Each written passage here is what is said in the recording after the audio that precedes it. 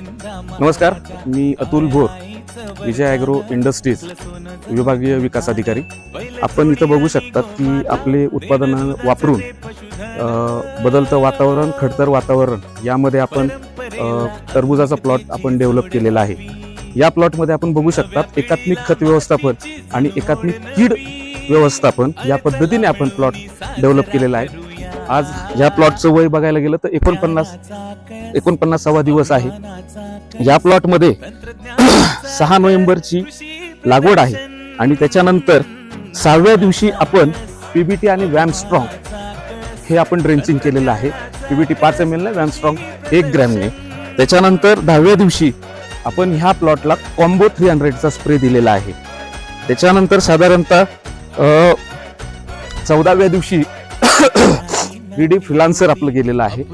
हे NPK bacteria concentrate आहे. त्याच्यानंतर साधारणतः बघायला जर गेलं तर 41व्या दिवशी आपण प्लांट केअर दिलेला आहे लिटरला 2 मिलीने. आणि आजचा 49वा दिवस आहे. आज परत आपण कॉम्बो 300चा स्प्रे टाकलेला आहे.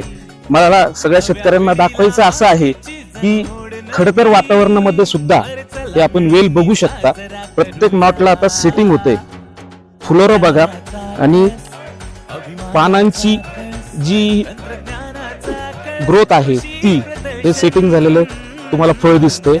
याच्यामध्ये सगळ्यात महत्त्वाचं म्हणजे सुरुवातीपासून आपण याला अर्गो स्ट्रॉंग, बोन स्ट्रॉंग आणि वर्मी स्ट्रॉंग असं खत जमिनीत मिक्स करून आपण लागवड केलेली आहे. धन्यवाद.